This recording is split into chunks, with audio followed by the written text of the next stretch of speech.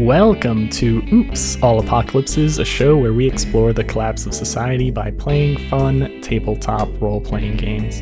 I'm your host, Stu Masterson, and I'm joined by one bird and one worm. Hey guys, I'm Brady. I'm a wriggly worm, and I play Book McCready, a super salty sleuth. Salty that his best friend / magic hands friend hasn't healed him yet. I'm Jacob. I'm Bird Jacob. I play Ocean, a gentle giant who I think we're still debating whether or not has actually healed him or not. You definitely have not.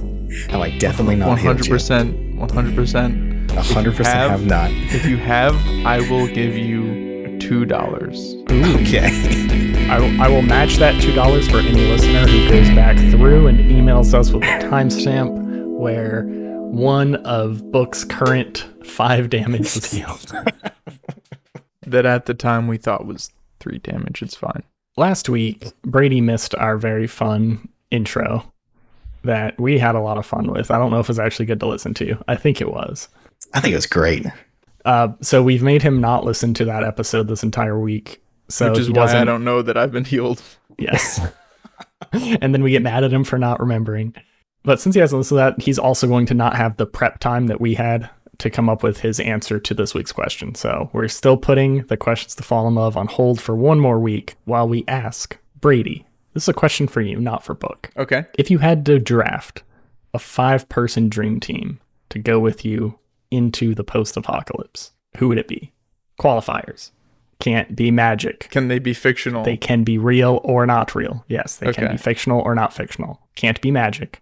And your family's already accounted for, so don't waste your guesses on them. Okay, my family's dead. Okay, Got that it. can work too. I'm One just of the kidding. two. And Okay. you are picking last in this draft, so we have some people already off the board. Oh god. God. Okay. But you get some like insight into our picks. So I think you get more than you lose, is what I'll say. Okay. Do you still remember your entire team? Yeah, Jacob? I remember my team, my A-listers. I've got Denzel Washington from Book of Eli. Okay. So the character, not the actor. The character, yep. I've got Ash from Evil Dead, the character. Oh hell yeah. Okay. I've got Katniss Everdeen, the character. Bad choice, but all right. Yeah, it's probably going to stab me in my back, but I think she'd be good at surviving. I've got Sherlock Holmes. Okay. And then to pull my whole team together to make it so that way we're going to be a unit that are all friends and are going to get along really well. And the heart and soul of my team, I've got Samwise Gamgee from Lord of the Rings. That's your best pick. That is 100% your best pick. It's an incredible team. Spoilers for my list, Jacob won, but I am still happy with my post-apocalypse team, and we're going to have a lot of fun. I have John Cusack from Grosse Point Blank, not the character, the actor, from that specific period of time. Oh, you stole the joke I was about to make. I have Dr. House because he took my Sherlock Holmes, which was the only pick I thought of in the 2 minutes before I had to go. Okay. To help Dr. House, I have Olivia Wilde, not her character 13, because she's going to die within months. The actual actress, Olivia Wilde. Okay. I have Nate from the band Fun in the Format, because he's a really good singer but doesn't play instruments, so I'm still useful. And then I ruined that immediately by my Samwise Gamgee is Jimmy Buffett. Oh my god. But late 90s Jimmy Buffett, so he's still alive. Oh my god. He would be great cannon fodder if you're ever getting chased by zombies. I think he'd make friends with the zombies. He'd crack a cold one with them. He'd be singing Margaritaville as he gets eaten. Drinking some margaritas, sitting on the beach. All right, are you ready for my list? I'm very excited for your list. Number 1, I want Ganondorf. Ganondorf? He clearly has magic powers. Oh, you said no magic? No magic. Superpowers. No superpowers. Okay, shit. Also, if you have magic powers, what a bad pick. I was about to say, that's a terrible pick. You said Katniss is a bad pick because she's going to stab me in the back. Ganondorf will murder you, no problem. I was going to make a list of all hyper-powered villains and just say that instead of trying to fight the apocalypse, that we joined the apocalypse. But since I ruined that because every villain has superpowers, I'm gonna redo my list. Okay, I want Hugh Jackman in costume as Wolverine, but just the actor Hugh Jackman. Okay. Because he can sing really well. I want Bear Grylls. Bear Grylls is an amazing choice. I want Bear Grylls, the Human Man. Yeah, you think it's good, but he's going to drink all your pee when you're I want him to drink my pee. You're Hugh Jackman. Is this Hugh Jackman, current Hugh Jackman, or is this like Wolverine era Hugh Jackman? Which Hugh Jackman era are we going Also, for? which here? Wolverine era? There's like 3 different distinct Hugh Jackmans. This is There's a correct answer. Days of Future Past. That was not the correct answer. Hugh Jackman. I think that's my favorite X-Men movie. It's him. It's him.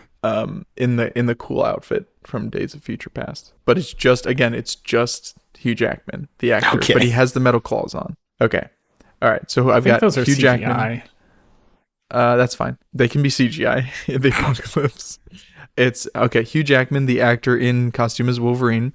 I've got Bear Grylls, the human man, to drink our pee. And then I want Steve Irwin to wrangle the weird reptiles It's a good that we pick, come too. across. It's a really good pick. He would also, I think, be a great Samwise Gamgee character, just like being a cool Aussie bloke, having a good time. Yeah. I want President Theodore Roosevelt. Bad call. Doesn't he be have our- a ton of medical problems? No, he was a freaking outdoorsman like no So other, and a young bodybuilder. Teddy Theodore Roosevelt. So Yeah. young. I Theodore want like Roosevelt. Rough Riders era Theodore Okay, so Roosevelt. peak Theodore Roosevelt. Okay. Yeah. Peak of his abilities, peak of his power. To be our fearless leader / to kill the mooses and the bulls, the bull mooses. And then my last pick, does it have to be a human? If it's a non-magical creature. Are you getting benefits out of the creature aspect of it? Yeah, of This course. has to be somewhat realistic. What were you going to say? Well, because you're picking Samwise Gamgee, who's not human. So I feel like I should be able to say the fish guy from Shape of Water, in case it's a water apocalypse. But I don't get any benefit from Samwise Gamgee being a hobbit, right? Like, it's almost a drawback. Getting a fish man that can swim, that seems like a good benefit for you. Canonically, hobbits can hide really well. Oh, shit. Because they're so small, I guess.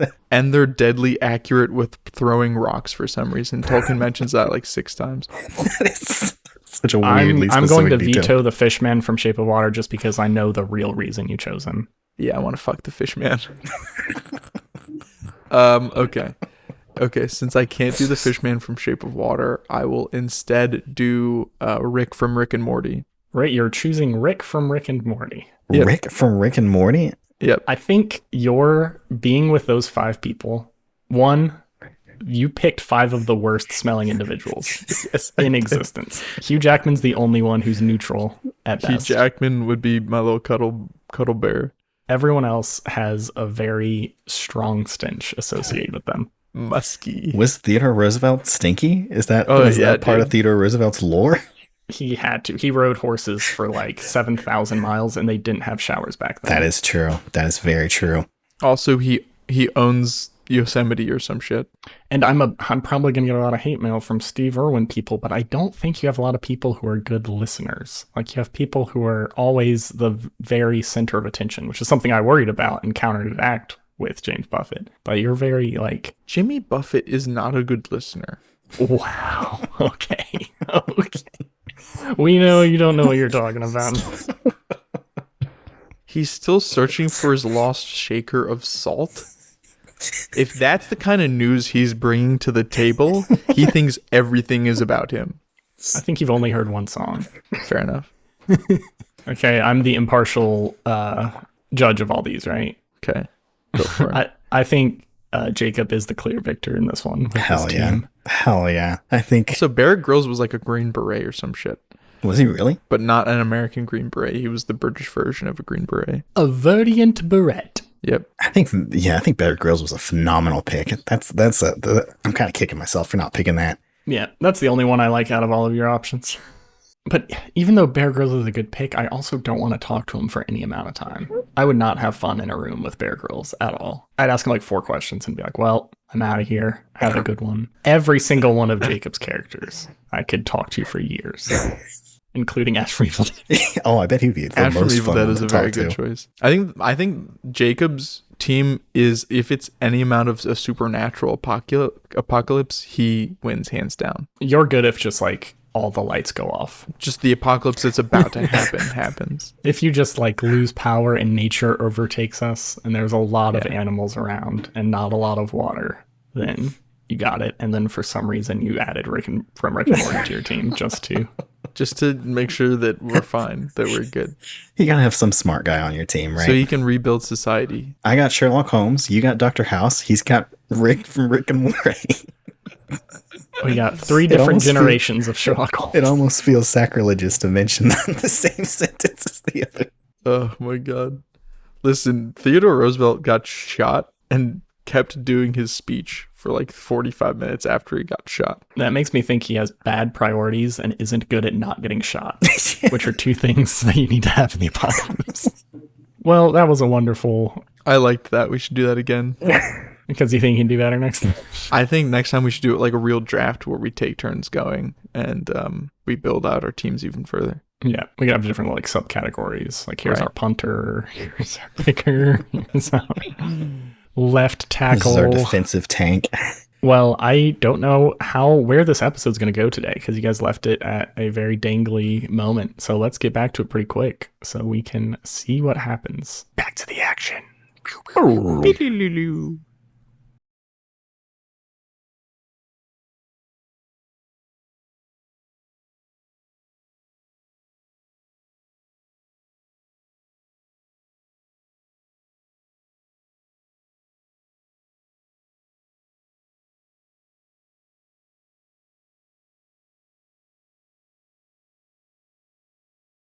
You guys are dangling over the top of Subtropolis. You had just seen an individual you think is free to go into the courthouse. And your last plan, as I recall it, is for you guys to sneak in there and try to get your tape. Is that what your main goal is? Mm-hmm. Yes. So Frida has, in theory, the original tape that you guys released that should exonerate you from most of the claims against you. So I was thinking, actually, I think it would be a good idea if maybe we sent Juniper to gather up your crew of people, like maybe to meet elsewhere at a later time.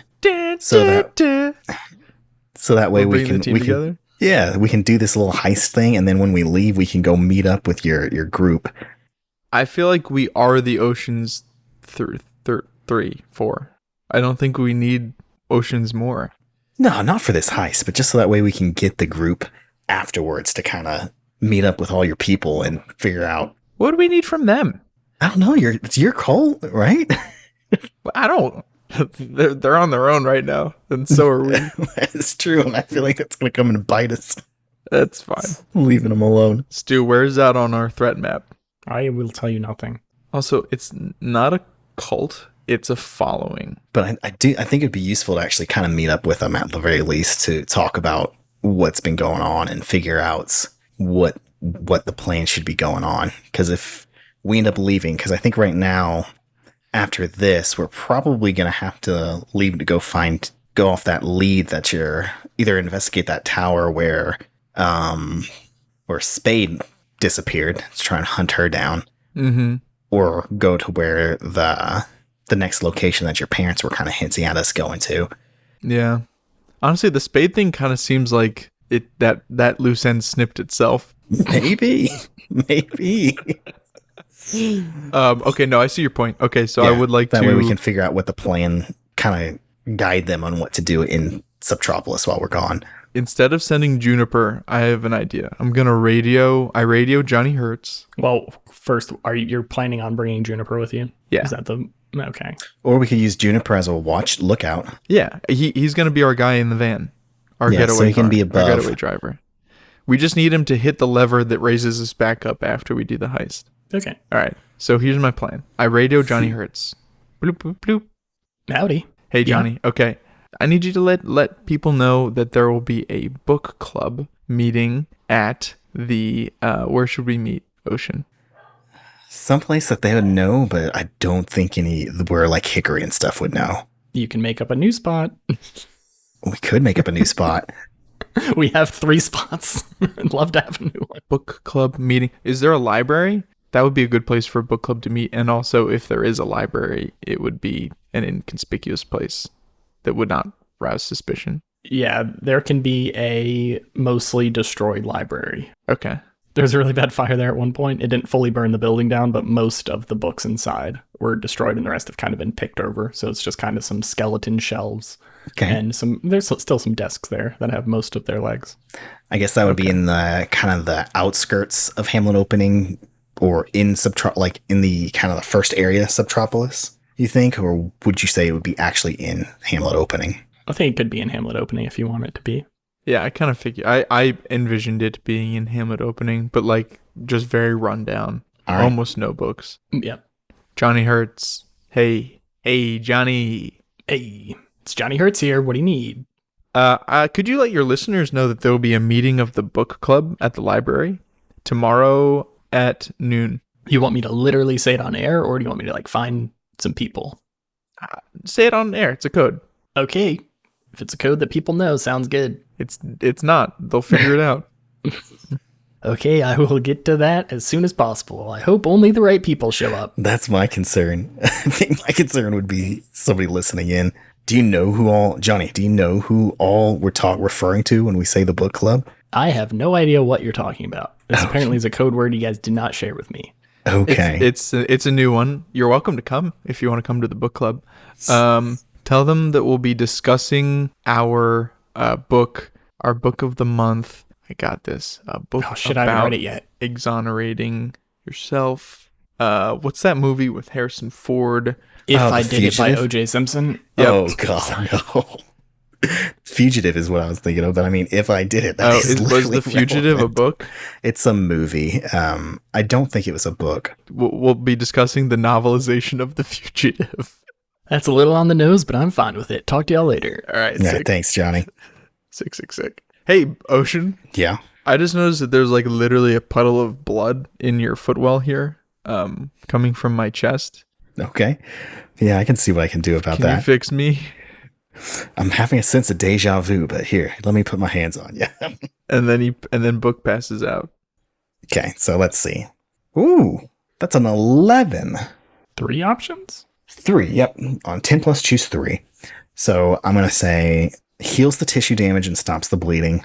Gonna take the pain away and remove any disease or purge infection, which it's got deja vu. I swear we did this. Yeah, that sounds very familiar. And that can heal up to 3 harm? It can heal, ask the MC whether they heal 1 or 2 harm. Okay. So whatever you think, however much you think it would be. Since you got such good success and you chose things that cover kind of the gamut of damage you've taken, you can heal 2 harm. I still have a lot of harm. Yeah, you're still real messed up. So what's our plan here? We're gonna do a big. Give me a Rita Citrol. Give me a Rita Citrol book.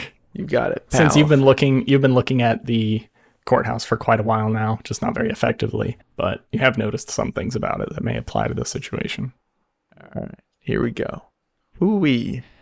All right, that's a 5. Okay. Can I have helped at all with this? Could Ocean also be on the lookout and spying around and... Yeah, also give me a Rita Citrol first. Okay. Oh no. That is a 10, actually.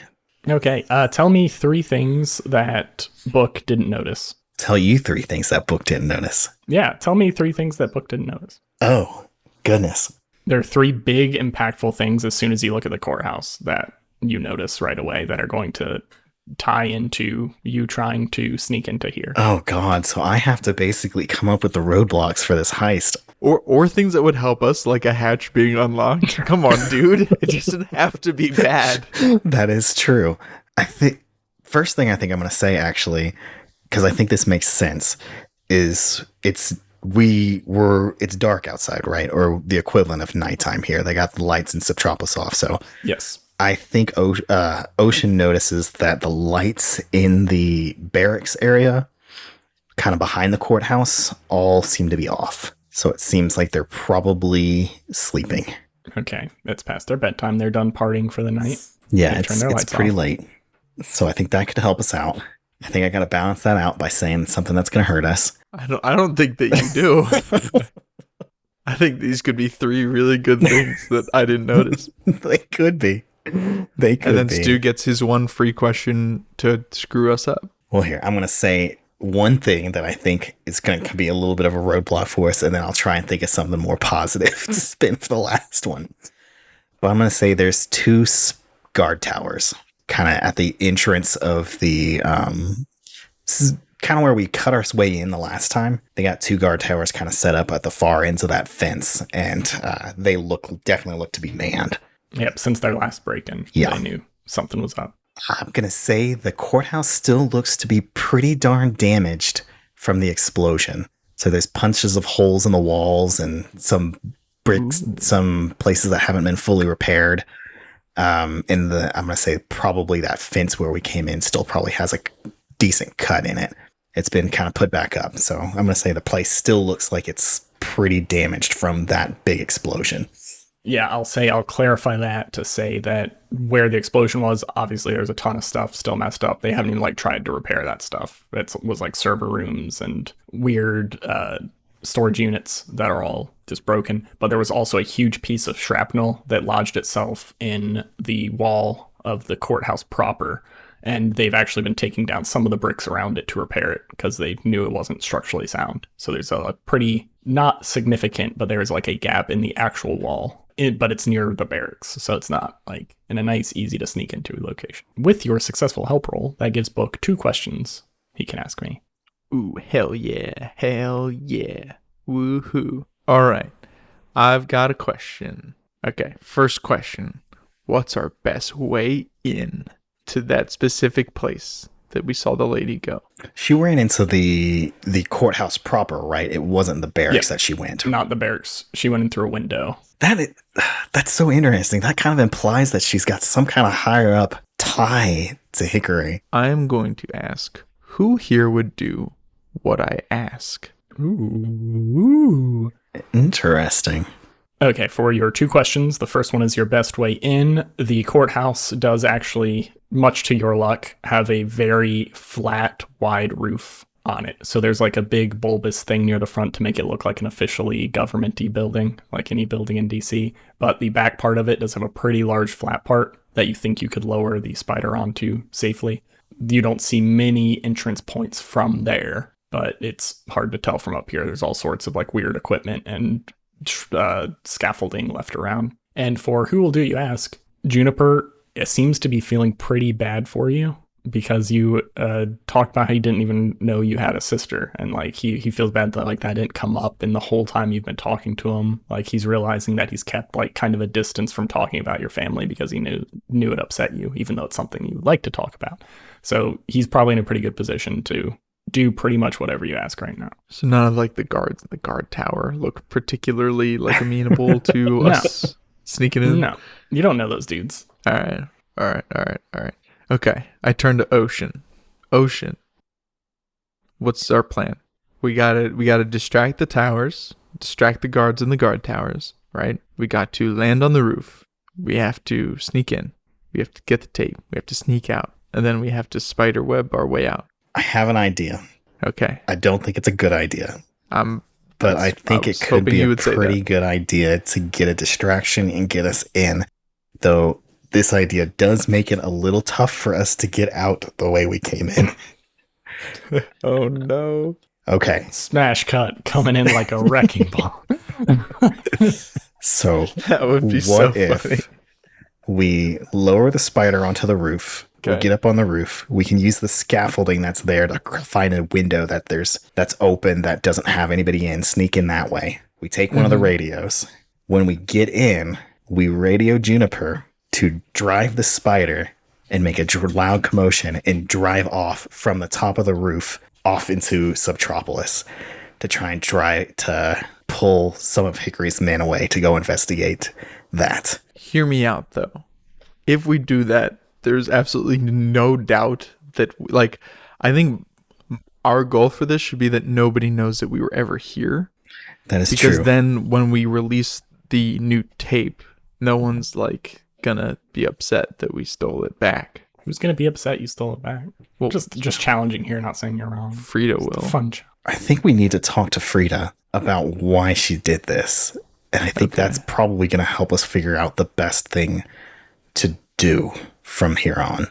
Maybe that because we still don't know anything about why she edited and why she did all this stuff. I think we need to talk to her and figure out what her game plan is. Because I mean, we trusted her. She's been a valuable. We've known her for ages now. She's always been helpful. She's always given us good jobs. I don't think she's trying to just throw us under the bus. I think there's something else going on. It kind of feels like that's exactly what she's trying to do. But I agree. I think that's a good idea. I think one of us should try to talk to Frida and the other one should try to get the tape. Okay. Okay, Stu, on the towers, are there spotlights, and how many?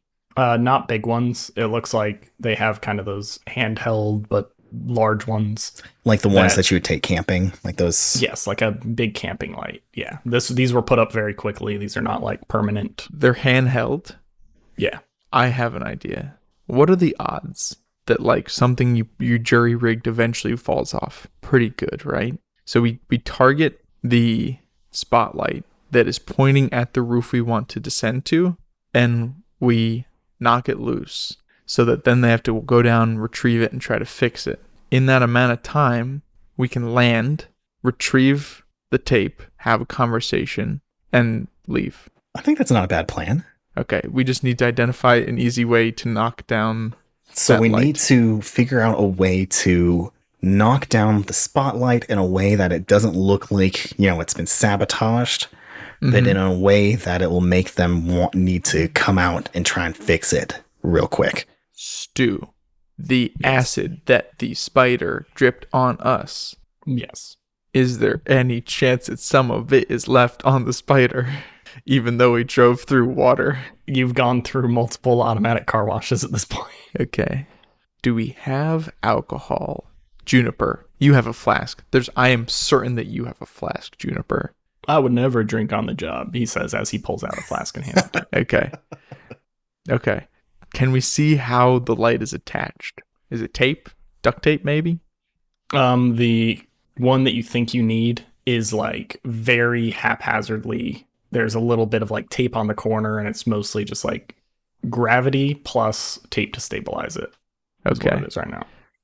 Do you think we could maneuver ourselves directly above it, pour the alcohol onto the tape so that it erodes the contact?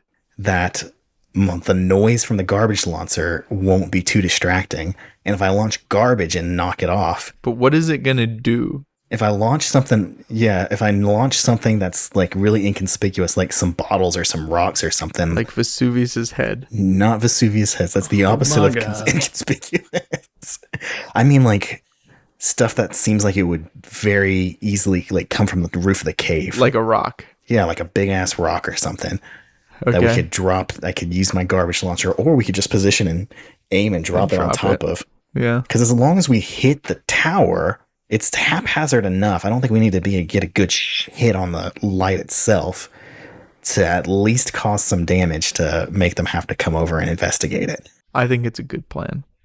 I stand by it. Okay. Ocean peeks outside the spider and looks around and sees if there's like a stalactite or something that's hanging on the roof wall, or at least some loose debris that he can easily knock off or pull off with his shovel. Yeah, there's a stalactite that a normal person could not easily break off, but you are able to. Hell yeah. As a large boy. As a small gang. Okay. You outnumber that stalactite significantly.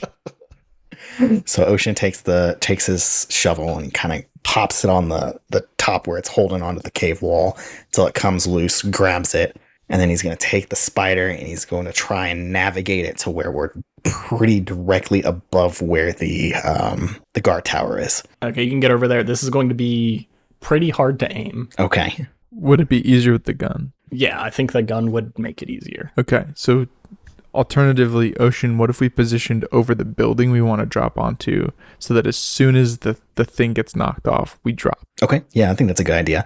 Because I think it's probably pretty close, right? You can use your fun little gun thing. Okay. You could have it set up where you swing down, you release one, and it like swings. Oh, hell right yeah. spot. I love my spider swinging. Yeah, that's what we'll do. So we'll position ourselves so that way I at just the right spot where if I let go one of the winches, the spider will swing over to the roof so we can let go of the other one and land on it. And you're going to try to shoot this piece of stalagmite into a light or near it. Yes. Give me try something challenging. Oh. I think that's the only one that works. Because you're not trying to break it. If you were trying to like destroy it, maybe it could be attack something. But well, I think we are trying to destroy it, right? We're trying to be very precise, though. Yeah. So yeah, we're not like shooting the light to take the light, like to break the glass or anything. We're actually trying to. I think this is definitely an aggro roll. I agree. I'm not very good at being aggro, so I am a little bit better at aggro now, though. So using Google Dice Roller this time. So Come on, give me some of that Brady cheating magic. That's a 7. Ooh, a nice mixed success. This would have been a really good one to get a full success on. I agree. You go and you aim. It's a big distance. Like, so to frame your success, your goal here is to make it so the light's not shining on there. And you really want to distract them long enough to do stuff, right? Is there any logical way that book could have helped in this situation? I was trying to think of it while you were rolling. And I was about to say to Brady, you better really start doing some calculus to figure out a way. That's what I'm thinking. Maybe he could use his... He's a smarty boy. He can... I don't think he has any expertise in trajectories. Maybe you could help me position it, like aim it and steady it, because this thing has a little big kick, right? So maybe we can say his helping is that he's helping me steady it.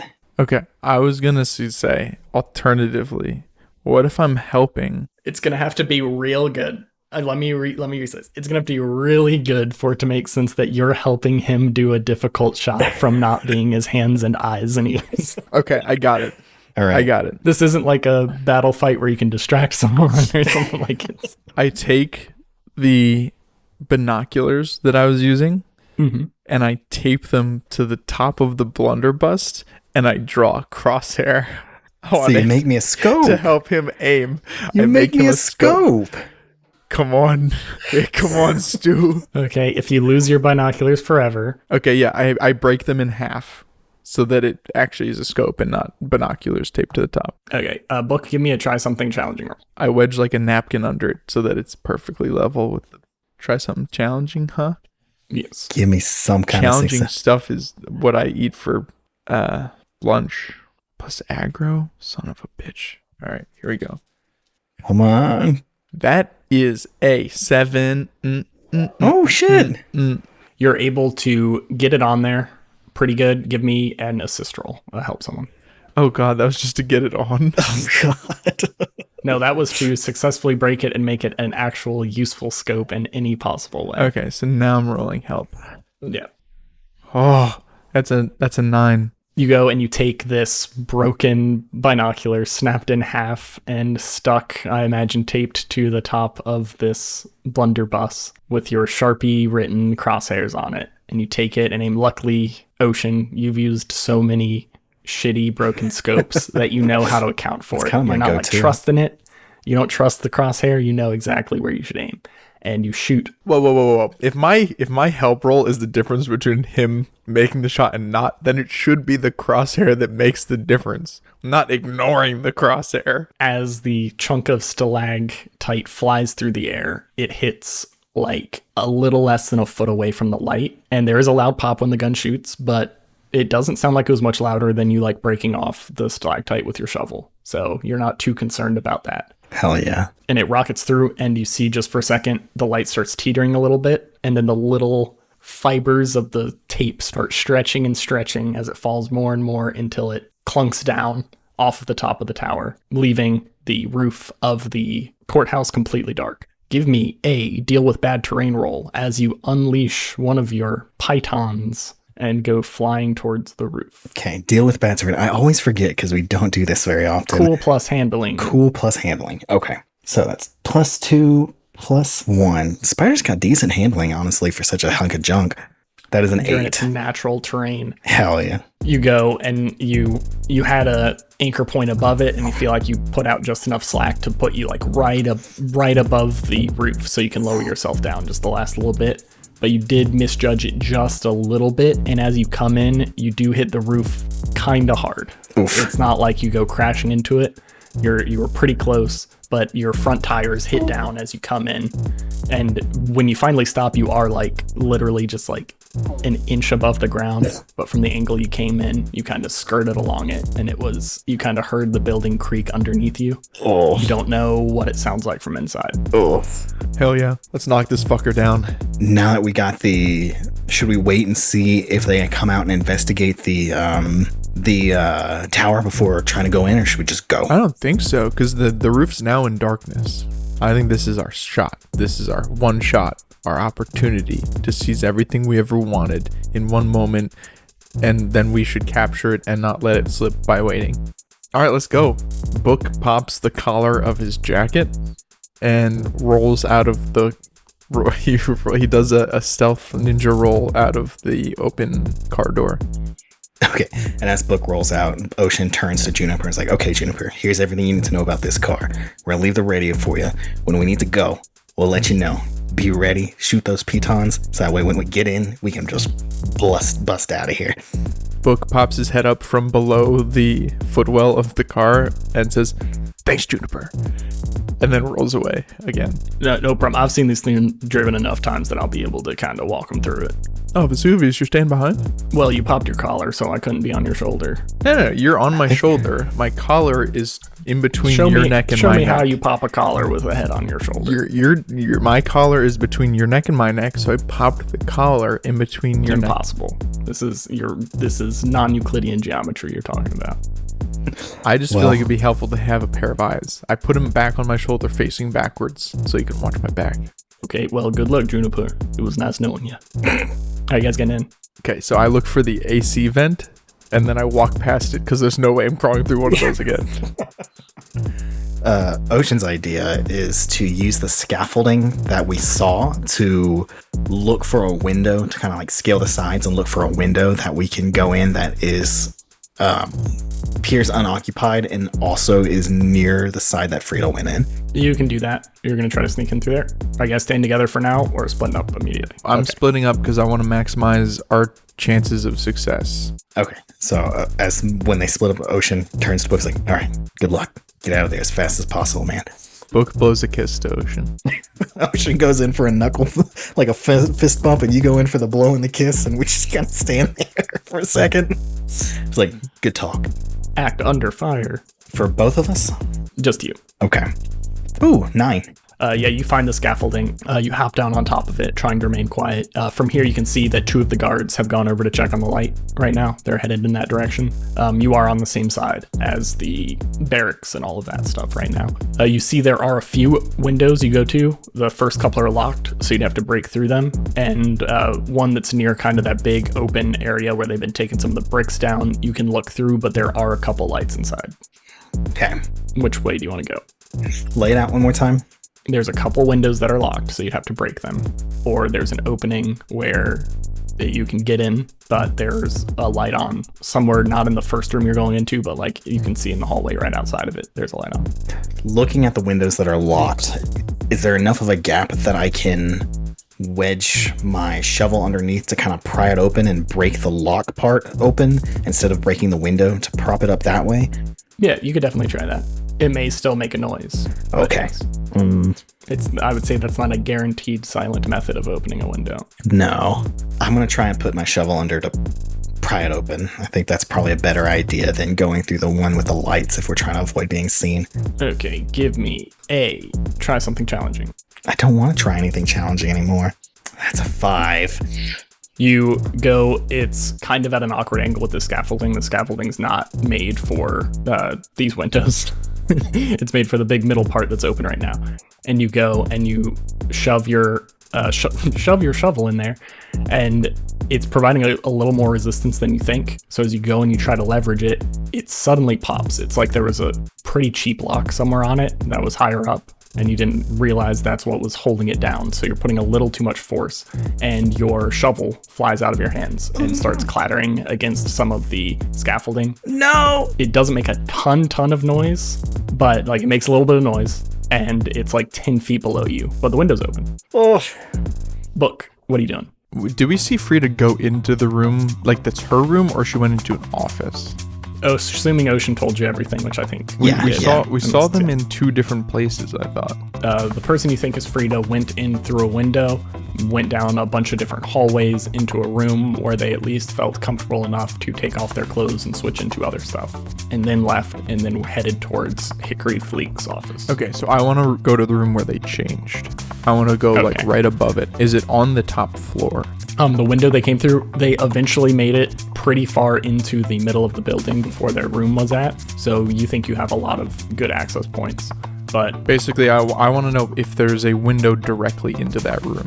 Oh, no. I said further into the building, I think, specifically. Okay. The room where they changed is further into the building? Yes. Okay.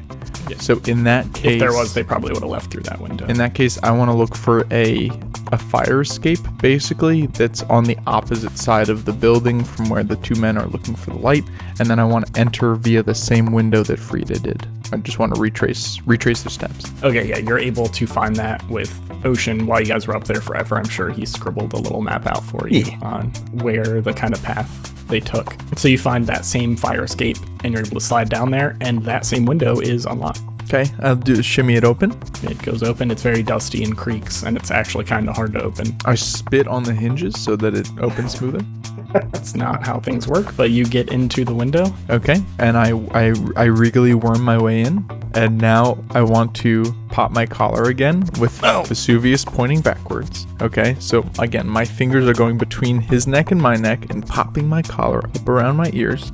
And then I'm going to make you balance a pumpkin on your shoulder and pop a collar at the same time. It's not. I don't need and to. You're balance. you're gonna look like an idiot. That's fine. You're gonna look like the biggest fool. Book does look like an idiot. That's the point. Anyway, and now I want to kind of peer around and see if there's anybody I need to avoid while retracing. Yeah, give me a read a citral. I can do that. Hell yeah, it's 8. Okay, ask me 2 questions. I want to know, what should I be on the lookout for? And what's my best way through to Frida's room? You go down a couple hallways. You're following the same path that Frida took. Obviously, Ocean couldn't have sat there and explained the entire every little inch of what was going on, but you got the rough path, and you get to a long hallway where you're supposed to turn down the end. And a hallway right at the end of it, there's a open door with the light on inside. That's the only way you know to go forward towards Frida, and I would say if you try to go, like, take another path, he didn't see any. He had just like this top-down view. He didn't have like any room numbers or anything like that. So if you stray off this path too much, it's gonna be pretty hard to figure out where they're at. I'm just gonna walk past confidently, and I'm gonna turn my shoulders so that it looks like there's only one head when I pass the door. So you're like facing away from the door. Well, I have to see what's in there. Is that what you're saying? Well, no, I have to walk towards. You said it's at the end of the hallway. Yep. So I'm gonna walk towards it, but as I get closer, like I'm assuming I have to make a. Do I make a right or a left at the door? Right hand turn. Okay. So then I'm gonna position Vesuvius, make sure that he's on my right shoulder, so that when I turn to make the turn in profile, it looks like there's only one head as I pass the door. But I'm gonna turn my eyes. You're not gonna be able to see well. That's okay. I'm gonna turn my head just to do a little peek. Okay, you start walking down this hallway with confidence. Give me a act under fire roll. Act under fire, a 9. You start walking along the hallway just with full confidence, like you've been here before and you know exactly where you're going. As you get towards the door, you do hear some noises inside. You can't see in it well from straight on. It looks like this is the entrance to like an office where back to your left as you walk in, the desk would be. So you're going to be turning directly away from it. You do see there's a sign on the door that says Randall Cunningham on it. It looks pretty fancy, while most of the other signs in here... Wait, Randy Candy? While most of the other signs in here are like old and busted, this one was clearly put intentionally. And you're able to walk by with confidence. You hear the click-clacking of a keyboard, stops for just a second, but then it picks back up when you're a little bit further along. Book makes a note in his new waterproof moleskin notebook that Randy Candy, I make a note of the room number and the floor and the position of his office. Okay. Back to Ocean. Okay. What are you doing? Your shovel has just clinked beneath you. You hear someone too far away to do anything go, was there a sound? So knowing that retrieving the shovel just looks suspicious and that a shovel falling on scaffolding probably doesn't look that strange, Ocean's gonna wipe a single tear away from his eye and continue into the building, leaving his shovel behind. Oh my god.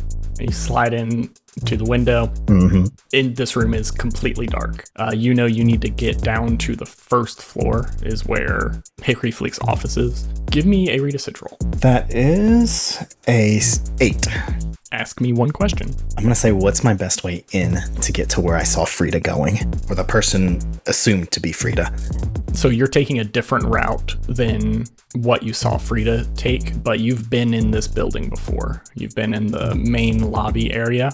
So you think there's a couple different things. The fastest way is they do actually have an elevator in the middle part of it, but obviously that's going to put you pretty exposed if you're trying to fully hide yourself. With the hour it's at right now, you guys, even though like there is a main courthouse proper where normally it's very busy and it's way in the open, not many people should be working right now. Like it's bedtime, it's sleepy time. So you guys are actually in the more dangerous section right now where people seem to stay. Yeah. So getting to kind of the main floor, which is less sneaky and less secluded, may actually be a better way of getting to Hickory's without being seen. The main floor is where we saw Frida going, right? To the office? Yes. Right through that same courtroom that you guys were in before. Ocean heads towards the main foyer in the courthouse. What's a fast way you could get there? Just come up with something. Fast way I could get there. I'm gonna take one of the stairwells. Yeah, probably an emergency exit stairwell that I suspect has not been wired up to be used for emergency exit in a long time. It says keep door closed, but you're confident enough this doesn't actually do anything that you open it. The bar is very loud, like they always are. But you close it behind you and you don't. Doesn't seem like that should be too out of place. And you peer over the edge of this stairwell and you see no one else on it. So you hurriedly scamper down into the main floor. As you open it up, you get into the lobby. There's this kind of stairwell all the way off to the side where you have to walk in front of the main entrance. Then you walk in front of that bailiff's counter where you talked to Pistachio Jones that one time. And there's a big intersecting hallway where you previously followed it to get back into the courtyard to when old dead Vesuvius was shooting targets. So you gotta start walking through all that. Right now, there's no one around. It's just this big, well-lit room. How are you doing it? Are you just like walking down the middle, trying to stay near the edge, look for potted plants to jump behind, or just trying to move as quick as possible to get through it before you hear like doors open and people coming? I think as quick as possible. Though he'll keep a lookout to see if there's anything that he can easily hide behind. So as quick as possible, but probably keeping towards the wall where the chairs and the check-in desks and stuff would be, so he could easily jump in if he needs to. Okay, you make it all the way up to that big intersecting hallway. You look down the long, wide path to see a completely dark courtyard. No one seems to be walking around. You dash across this opening. You're kind of near that bailiff's counter when you hear the door to the courtroom open up. Oh, shit. Big, loud clunk. Someone not being sneaky opens up. What's your first thing you do? I duck behind the bailiff counter. Act under fire. Okay. Oh, shit. That is a great roll. That is a 13. The bailiff counter, as everyone knows, I'm sure, has one of those weird, really high up windows that the bailiff talks to you through. And they have like protective glass so people can't stab them and stuff like that. But the bottom part of it's open, and with just fox-like grace, you leap through this like 2-foot gap on this door and roll into the bailiff's room where you had talked into Pistachio Jones. You're just immediately silent, right? When you hit the ground, you stop breathing, Roll on the cat paws. There's really shitty carpet underneath you that kind of deafened your clunking, and you hear loud shoes walking by, is how I'd describe them. Very click-clacky, like maybe heels. Ocean tries his best to peer above the counter, just with his eyes, to see if he can get a glimpse without being seen. You wait till they're just like, seem like they're just passing you. Yeah. And you look up and you see a very well-dressed woman walking in high heels with purpose pretty quickly back towards the elevator. Does she look at all like what I saw with Frida, the person I think is Frida? Pretty much exactly. Pretty much exactly. Much exactly. Back at book, you continue going down. I'm trying to keep this roughly time equivalent for both dramatic and time equivalent. So I passed Randy Candy, who knew my mom. You pass Randall Cunningham and continue down the hallway. You're pretty close now, and you see the door that Ocean described. All right, I kick it open hard as I can. Okay. Give me a... Just kidding. Oh. I test the handle to see if it's open. It's locked. Okay. I pull out my lockpick set, and I try to jimmy the lock. give me a try something challenging. How many pins does it have? 6. Cool. Give that a DC of 6 then, I assume? You have to roll higher than a 6 for this to succeed. Oh, that's a 5? How are you trying to jimmy the lock? Are you actually trying to like pick it or Trying to pick it. your lockpick breaks off entirely. Sad. Oh no. And it was your good one. That was my father's lockpick. Okay. The lockpick breaks off inside of it. So, what I'm going to do now, is it a deadbolt or just the knob that locks? Just a knobby boy. Ooh, hell yeah. Okay, so I take out my sword and I'm going to try to use the point of the sword to push back the bolt of the lock, because it's the one that curves. So it's not as deep as the deadlock. So I can just kind of push it back, use the point to kind of push it and nudge it back in so I can open the door. Okay, give me a try something challenging. Again? Yes. All right. Okay. That is a 7. You wedge it in. It's curved the other way, so you have to go from above and kind of angle it down. So you're in a very awkward position right now, but you're able to get it just enough that you're able to push the door through. And as you, are you trying to like jump in and close the door behind you, or are you trying to peer in to see if anyone's in there? What's your... I think I just open the door and step in. Yeah, and then close it behind me. Okay, you open the door and a chain is locked on the other side, and it clunks about fist and a half width. I don't necessarily want to break the chain because then they'll know I was there. But they'll know I was there if the tapes gets re-released anyway. So yeah, I swing my sword at the chain. You break the chain.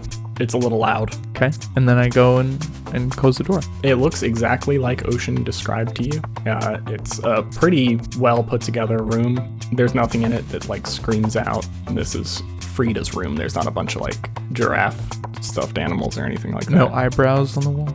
No eyebrows anywhere on the wall. Okay, so first thing I do is I relock the door behind. Well, the door never got unlocked technically, so. Yep, lock is the door still locked. I am locked in, baby. Locked in, Champa. I wedge a chair under the doorknob just to give me some extra time to prepare if somebody comes in.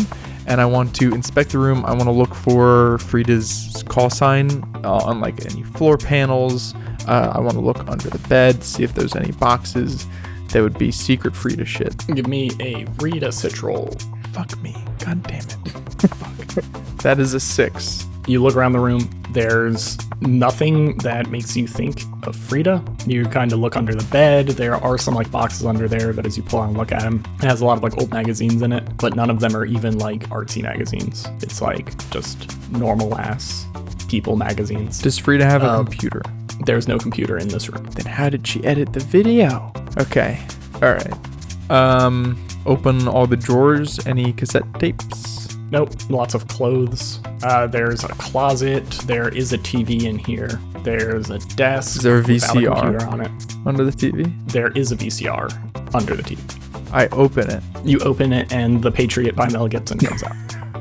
I put it in my pocket. That's a good movie. Just kidding. I don't. I put it back in. Oh man, I really don't want to give up. By Mel Gibson. I don't think he made that movie. It's just in it. Is it panel ceiling or regular ceiling? Yes, it's like an office building, so it's got those big panels on it. Is there a step stool anywhere in the room? No, just the chair you have wedged under the door. Okay, I take the chair from under the door, I stand on it, I pop my head up into the panels. Okay, you look in the panels. There's nothing hidden up here, but as you look around, you see that on one of the panels, like 3 panels away, in the direction of the closet, you see some light coming up from underneath the panel, which is weird, but there's nothing up here. Okay, I scoot the chair over to under that one, I check that one out. You go to try to move under that one, and there's a closet in the way. There's a closed door. So I open the closet door. Yeah, and there's a bunch of clothes in here. It's actually really messy. There's a bunch of just like tubs filled with like papers and stuff, but none of it looks too important. But you're counting the tiles. It's still, you can't reach it. Oh, it's beyond so it's in the other room? Oh, it's further than the closet. Can I reach it from the panel in the closet? What do you mean reach it from the panel? Oh, you want to just set up the chair in there and go look up that one? Yeah. You go in there, you get on your little tippy toes. It's really hard to see high enough. But as you look over it, it's clearly one panel away from you. You see this light coming up. You can reach it and even remove the panel. And there's like the tiny little cubby room you see back there that has a laptop.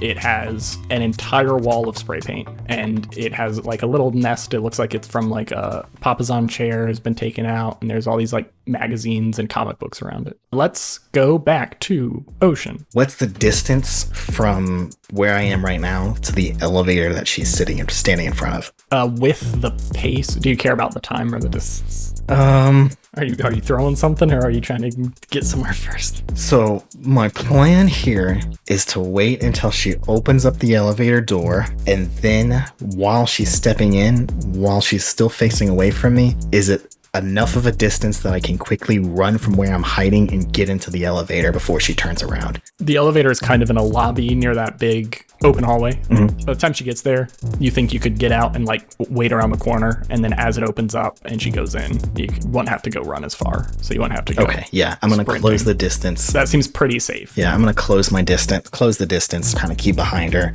to avoid being seen. And then when she opens up the elevator and steps inside, Ocean is going to rush into the elevator with her, kind of like push her in the rest of the way. Oh my god. And as he comes in, he is going to hit the close door button and put his finger over Frida's mouth, her mouth. The door's open, you hear ding, and you hear the very loud footsteps clunk into the room, and as you dash behind her, she's already like turned around and is in the corner, but you make it in well before the door closes, and you go in there and you start mashing the door button, hold your fingers up. Yep. And she just doesn't seem to react very much. Like she looks at you in the face, is like turns her head a little bit to the side. Oh shit, so she doesn't waits even for you react. to say something. When the door shuts, I'm going to keep my finger held on the closed door button. I'm sure that's how that I works. just mean it is in movies. But the elevator's actually, now that I think about it, when you're in an elevator, it stays shut if the button's not pressed. If like once the door shuts, if you don't hit a button. It's actually a setting. It's a setting you can change, but most of the time, yeah. Okay. They'll stay closed. Brady had some fun elevator facts he almost gave. I was but just he say, decided not I to. think it would stay closed unless somebody presses the button outside, and then it would open right up. Then's a problem. Then's a problem. That wasn't a fun elevator fact. Ocean turns around, looks at her, goes, Frida?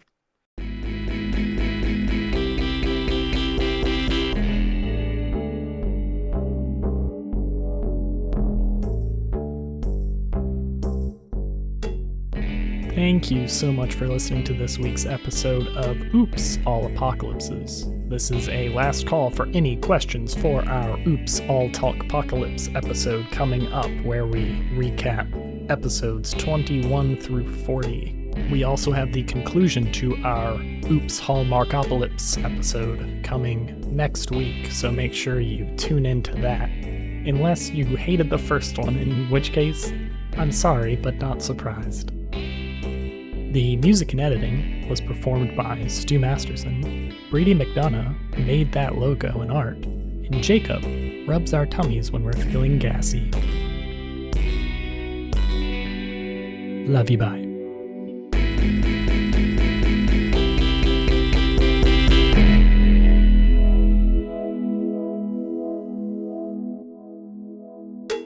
Doom, doom, doom, doom, doom, doom, doom, doom, doom, doom, doom, doom, doom, doom, doom, doom, doo doo.